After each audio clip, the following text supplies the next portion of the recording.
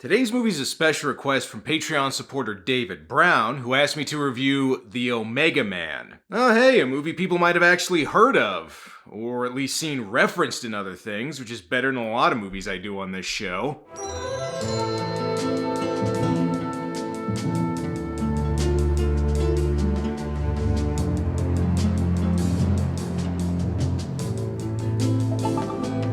The Omega Man is a 1971 sci-fi movie that was the second big-screen adaptation of Richard Matheson's famous post-apocalyptic novel I Am Legend. The first was the Italian-shot Last Man on Earth starring Vincent Price, which so far is the most faithful to the original story. Then there was the big-budget Will Smith version from 2007. Yes, I was talking to you. Can I just tell you that you was really great Back then, those guards, they thought it was all that. Then you showed up and bam. Hey, wait a minute, I got a great idea. I'll stick with you.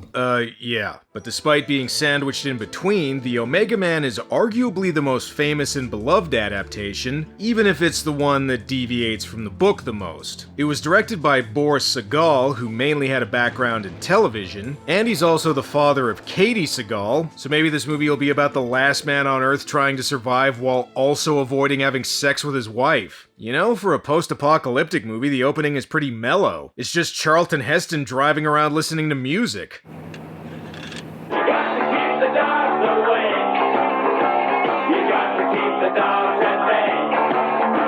Well, the apocalypse doesn't seem so bad. No crime, no traffic. Litter still seems to be a problem, but that's no big deal. So far, this seems pretty chill.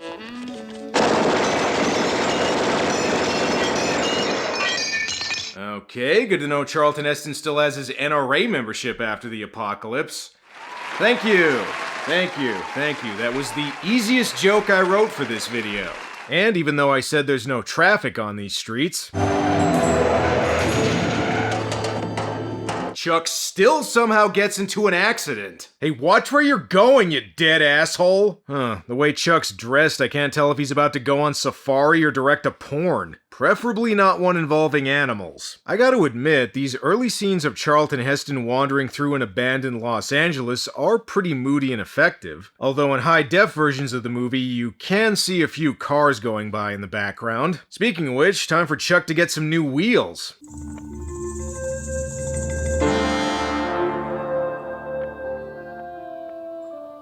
But first I think he's gonna jerk off to that pencil sketch. I'm sorry, babe, but my heart already belongs to Vampirella. How much? Can't say I'm crazy about the paint job. Okay, remember, Chuck, if the dealer tries to get you to buy the extended warranty, don't take it. All right, how much you give me in trade for my Ford? Really? Thanks a lot, you cheating bastard. Okay, seriously, is the imaginary guy he's talking to trying to rip him off? Now that he's got a car, might as well catch a movie. All the other theaters in town are playing Billy Jack. Ladies and gentlemen, please welcome warmly Country Joe the Fish. Damn dirty hippies, get a job. You have to realize the turnaround that I've gone through. Just to see, just to really realize what's really important. Huh. Okay, I guess the Will Smith version isn't the only one where the main character lip-syncs along to a movie. Oh right, I should probably explain just what the hell's going on here. Charlton Heston plays Robert Neville, the last survivor of an apocalyptic plague. Well, almost. There's also a fanatical cult of survivors called the Family who want to kill Neville for being the last man on Earth that still has any pigment. Now this is one of the key differences between this version and the book. In the book, the plague turned people into creatures resembling vampires, which is also what the Vincent Price version went with, right down to them not liking crosses and garlic. But here, they're a group of albino mutants who are sensitive to light. Now, while a lot of fans didn't like this change, I can see why they went with it since it gives the movie more of a pure science fiction feel, as opposed to having the main character surviving the apocalypse with garlic. Because they blame science for ending the world, the Family is militantly anti-technology, which really gives Neville an advantage over him. Yeah, who's got the cold dead hands now, bitch? The Family is led by Matthias, played by Anthony Zerbe, who kinda comes across like hipster Palpatine. One creature, nothing to live for but his memories. Nothing to live with but his gadgets, his cars, his guns, gimmicks. You know, between the hoods, the sunglasses, and the anti-technology stance, the family are like a bunch of mutant Unabombers. Oh, and in case you didn't know, this movie was made in 1971. And yet the whole family can't bring him down out of that Hunky paradise, brother. I tell you that Robert Neville is one jive-ass turkey. You dig? Even though the family wants to kill him, they'll have a hard time getting through Neville's security system. Hi, big brother. How's your ass? Just put on Planet of the Apes and see for yourself, Chuck. Look, dude, I know there's not really anyone else around, but you could still put a shirt on. Another interesting thing about this version, in most movies from this time, the apocalypse was the result of war between the US and the Soviet Union, but here it's the result of a war between the Soviet Union and China. And if that sounds far-fetched to anybody, that actually almost happened a couple years before the movie came out. The two sides eventually resorted to biological warfare, which spread across the world, wiping out civilization. So between this movie and Johnny Mnemonic, that's two movies I've done in a row involving a futuristic disease. Hopefully this video doesn't get flagged. Whoa, whoa, whoa, whoa, I'm just talking about a movie. I'm just talking about a movie. Be cool. Just be cool. There you go. That's it. That's it. Whew. It's close. If you didn't get turned into an albino mutant, the disease apparently caused people to die in bored O-face. Neville was a scientist working on a vaccine to cure the disease, and I just said the word vaccine, okay? Piss off. Unfortunately, before he's able to mass-produce a cure, he takes a disastrous helicopter ride that, judging by this reflection, never left the ground. And do you want to know why Neville was the only one tough enough to survive the apocalypse? He somehow survived that. Don't worry, Neville, a quick cherry Kool-Aid injection should fix you right up. Meanwhile, back in the present, or future, or past in my case, whatever, the family tries assaulting Neville's apartment with a catapult while he's busy, cosplaying as Austin Powers? Let me ask you something. Do I make you horny, baby? Well, so far Neville's driven around, watched movies, and gotten drunk, so nice to know he's spending the post-apocalypse the same way I would. Oh, and Neville, bit of advice, you might want to close that window. Don't like technology, huh? Well then you're really not gonna like this. Technology! Our one weakness! Considering Neville only has a bust of Caesar to talk to, I wonder what his conversation's like. Balls. Charlton Heston just said balls. I don't know why I think that's so funny, but I do. If you're wondering why Neville doesn't just eliminate the family while they're asleep during the day, it's because he doesn't know where the hell they are. I could just find the nest. Find out where they hole up. Well, why don't you try Disneyland? A lot of pale goths like to hang out there, ironically. As much as I joke, these scenes of Charlton Heston wandering around Los Angeles trying to find the family's headquarters do effectively give a sense that he's completely alone in a city full of nothing but dead people, which fits in with the book's themes of loneliness and isolation. Found another one. One of Matthias's group. Dead of plague. Sweep continues. Well, he still hasn't found the family, but in the meantime, he can go shopping for some new clothes. The movie's supposed to take place in 1977, so maybe it's time for a Saturday Night Fever-style disco suit. And I'm beginning to think Neville really is getting lonely.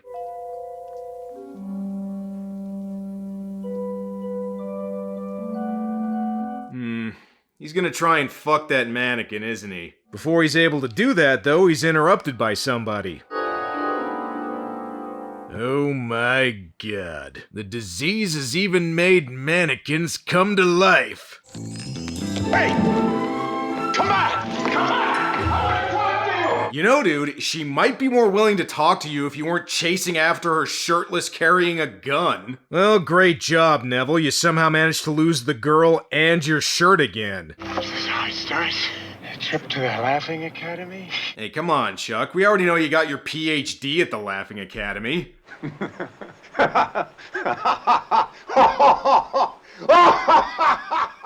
Let's get cleaned up and Find a drink before the bars close. That's the spirit, Neville. Whether you're going through a bad breakup or the end of civilization, booze solves everything. And by the looks of it, he's got enough to get him through the entire apocalypse, along with a few other surprises. Jeez, looks like the family really doesn't like people touching their stash without asking first. Now that he's been captured, Neville's put on trial by the cult of Corey Hart. You see lying there the last of scientists, the users of the wheel. Do we use the tools of the wheel as he does?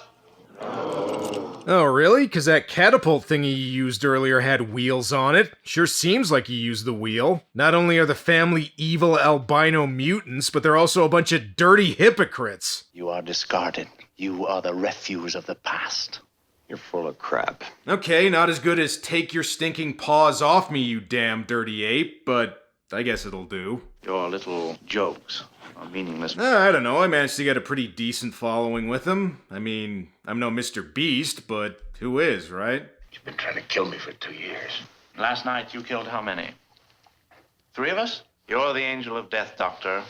Not us. So here's one part that ties into the twist ending of the book. In I Am Legend, it's revealed that the infected consider Neville to be a monster that preys on him while they're asleep, and since he's the only one like him left in the world, that actually makes him the freak who doesn't belong in the new society that's been created, hence the title I Am Legend. It's the main character realizing that he's actually been Dracula the whole time. And aside from that one line from Matthias, they don't really touch on it, despite it being one of the most memorable parts of the book, but at least they sort of acknowledge it here. You know, instead of a trial, this kind of looks like Neville's being initiated into a really serious and exclusive D&D group. So what are they gonna do to him? We mean to cancel the world you civilized people made. Damn, even when there's no social media, cancel culture's still a problem. Here's your sentence, Neville. First they're gonna dress you up like KKK Pinocchio, then you're gonna be burned at the stake.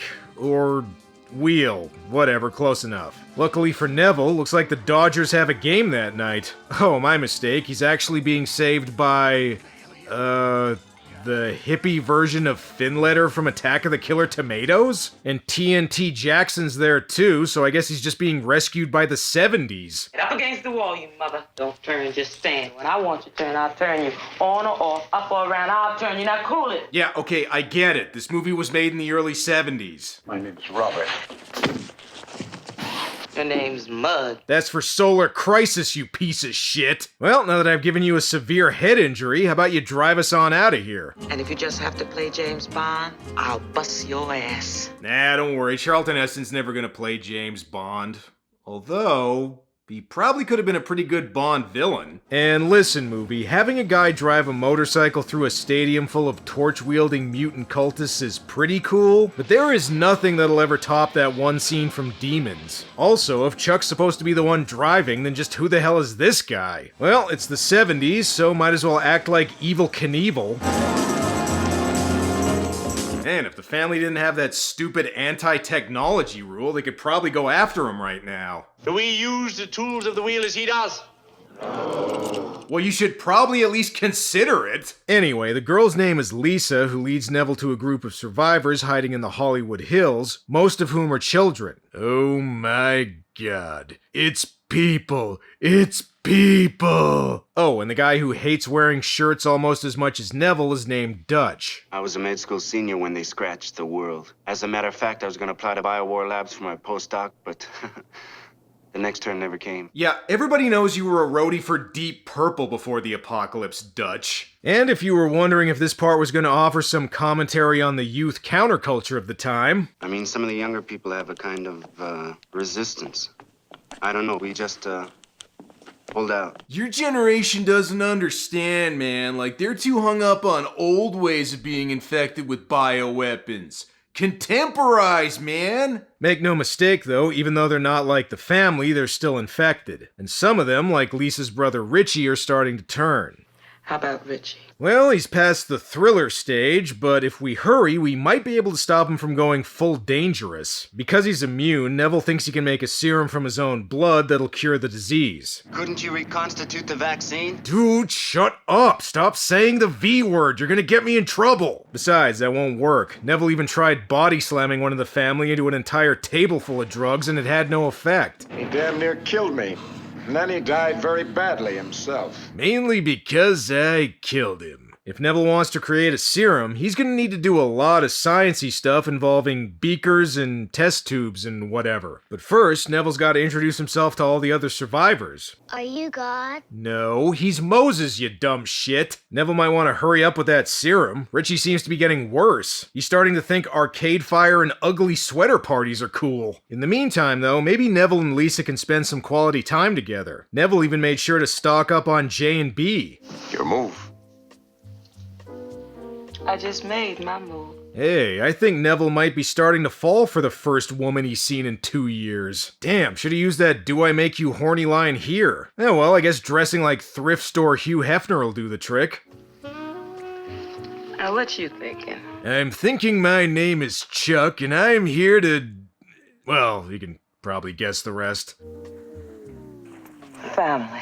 Oh great, not only does the family hate technology, but they're a bunch of player haters too. Even if the family cuts the power, the mood lighting looks like it's still holding up. And hey, looks like one of the family members finally figured out that technology is actually useful, especially if you're trying to kill somebody. One thing though, if you're gonna go gun to gun with Charlton Heston, you're probably not gonna win.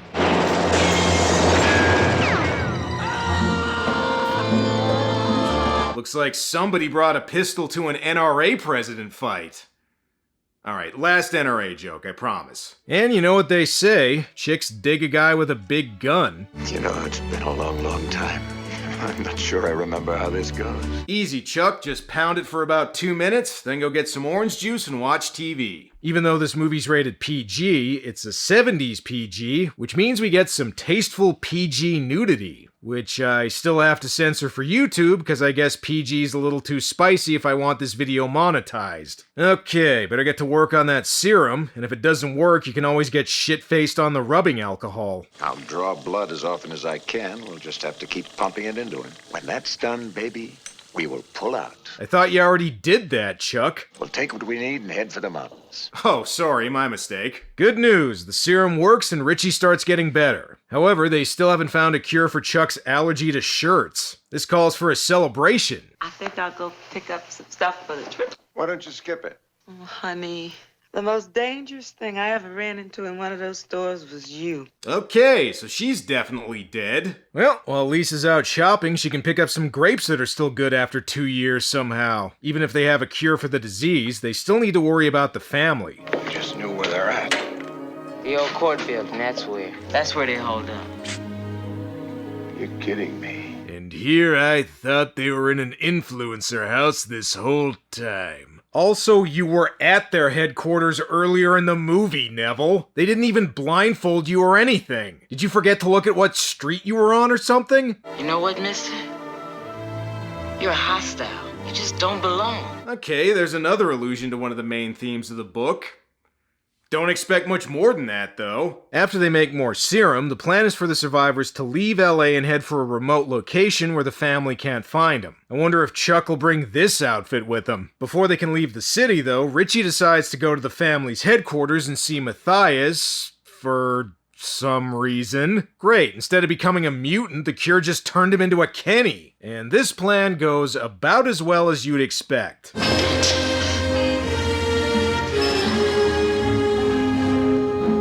Okay, you know what, Richie? Other than completely fucking things up for your friends, what exactly was your plan here? Well, Richard, why are you here? That's what I want to know! Richie says Neville's serum can make the family normal again, but big surprise, turns out the fanatical mutant cultists are a little unreasonable. I think Neville might come out tonight.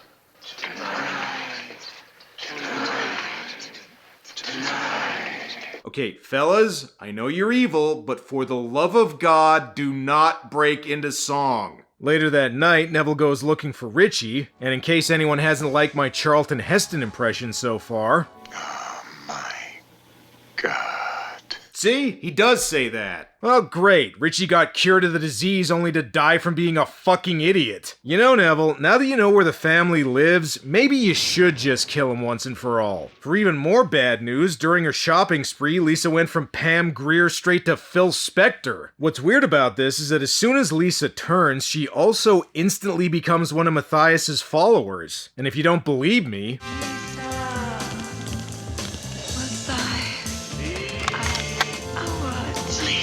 So, wait, is being part of the family and having Matthias as a leader just a natural part of getting the disease? At first I thought Matthias was just a natural leader who was able to rally and manipulate the mutated survivors into obeying him, since they were vulnerable and desperate for something to believe in after the apocalypse. But nope, turns out following him is just one of the symptoms. Wow, Matthias is really lucky the Chinese or the Soviets or whoever's responsible built that in as part of their bioweapon. They must have really been fans of his news program. And now that the family's made their way into Neville's apartment, they're going to destroy the thing he loves the most. That's right, his booze. How is Neville gonna get out of this one?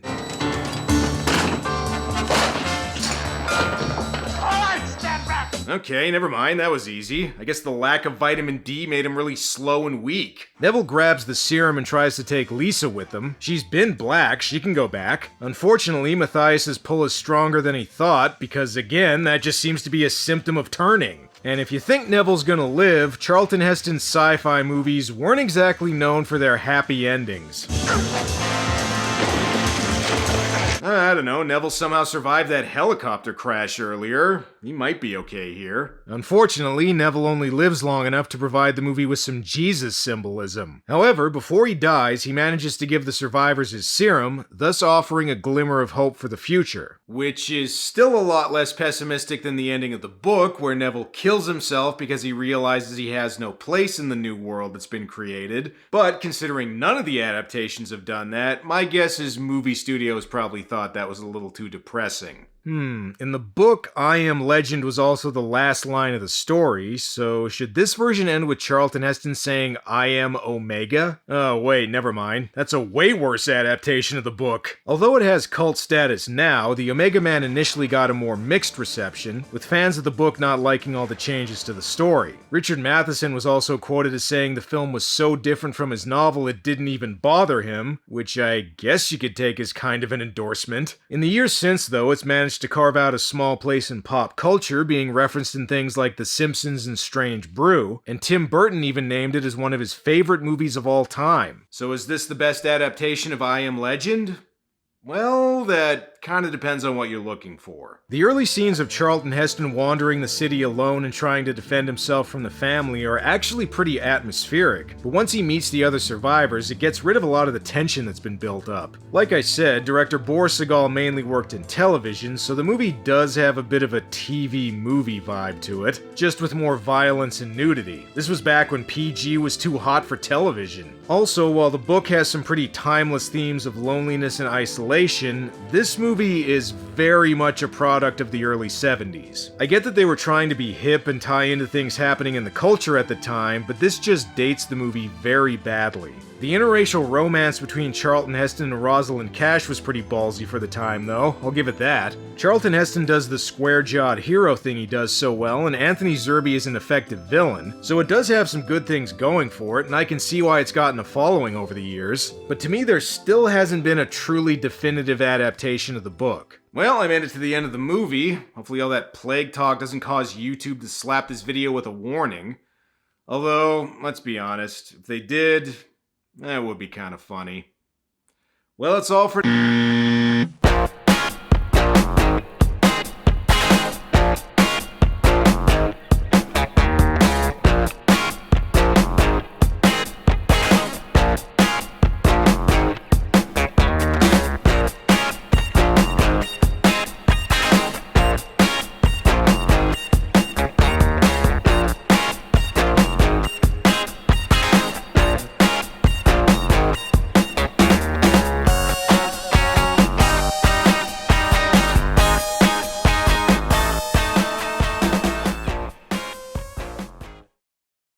No? They sure don't make pictures like that anymore.